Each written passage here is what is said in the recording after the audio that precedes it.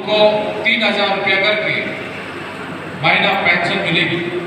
प्रधानमंत्री श्रम योगी मानधन योजना, उनके साथ ही साथ भारत सरकार की जितनी भी योजनाएं हैं, अटल अमृत हो, प्रधानमंत्री आवास योजना हो, किसान सम्मान निधि हो, भारत की जितनी भी योजनाएं हैं वो इस योजनाएं जो कार्ड बनाएंगे उसको देने के लिए हमारी मंत्रालय की तरफ से हर एक डिपार्टमेंट के साथ हमारी बातचीत चल रही है। जैसे कुछ दिन पहले हमारे हेल्थ डिपार्टमेंट के साथ एक मीटिंग हुई थी। आप लोग मालूम है, आयुष्मान भारत कार्ड जिसका पास है उनको 5 लाख रुपया की हेल्थ मिलता है। कोई भी मेडिकल में जाके अपनी 5 लाख का इलाज करा सकता है आयुष्मान भारत के द्वारा। इसलिए हमारी मंत्रालय की तरफ से हेल्थ डिपार्टमेंट में बात कर रहे हैं, जो ई श्रम कार्ड बनाएंगे उसको हम कैसे 5 लाख रुपया की आयुष्मान भारत कार्ड दे सकते हैं। उसकी बार 2-3 बार बातचीत हो गई, शायद जल्द फाइनल हो जाएगी और ई श्रम कार्ड बनाने वाले लोगों को 5 लाख रुपया की आयुष्मान भारत की कार्ड भी मिलेगी। इसी तरह से वो व्यक्ति अगर गरीब है, उनका प्रधानमंत्री आवास योजना मिला नहीं है, तो हम कैसे उनको प्रधानमंत्री आवास दिला सकते हैं, कैसे प्रधानमंत्री किसान सम्मान निधि की पैसा दिला सकते हैं, इसके ऊपर भी बातचीत हो रही है। इस तरह से हमारी मंत्रालय काम कर रही है।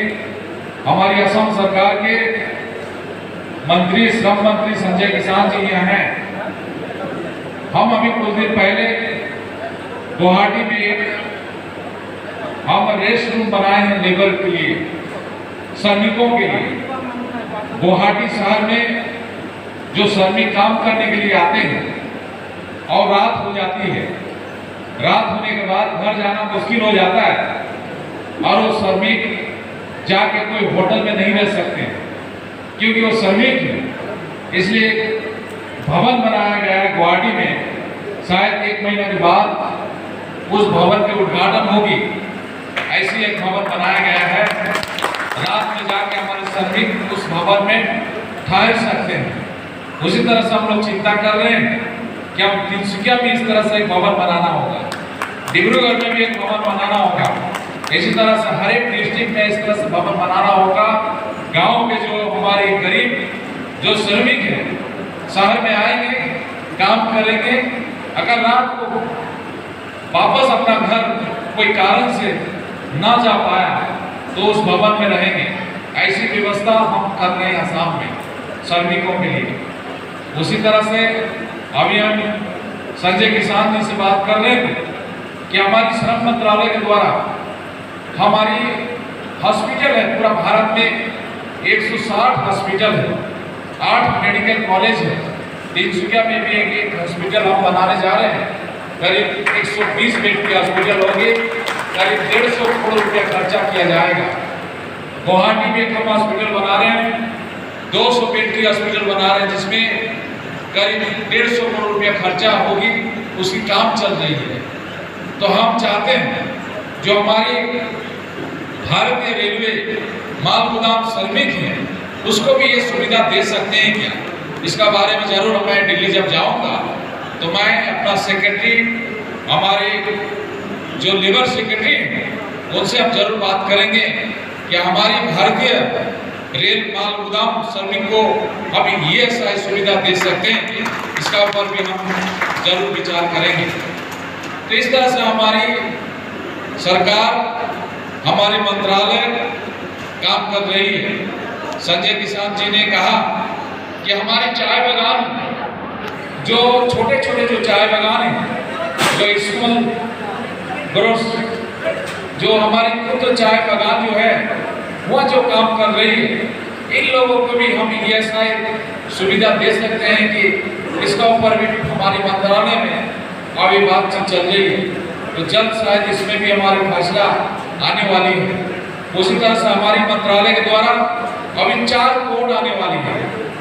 इस कोड के द्वारा श्रमिक के लिए भलाई के लिए एक कोर्ट आ रही है, लेकिन ये कोर्ट आने के बाद मालिकों ने कंप्लेन कर रहे हैं कि कोर्ट आने के बाद मालिकों को कुछ तकलीफ होगी।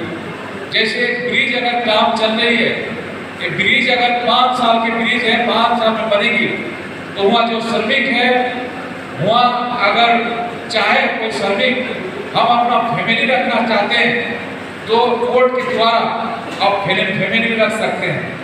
वहाँ एम्बुलेंस रहने की व्यवस्था रहेगी, और वहाँ अगर कोई बच्चा भी लेकर रखा है, उस बच्चे के स्कूल तक पहुँचाने की व्यवस्था करना होगा, जो कंट्रैक्टर काम लेती है।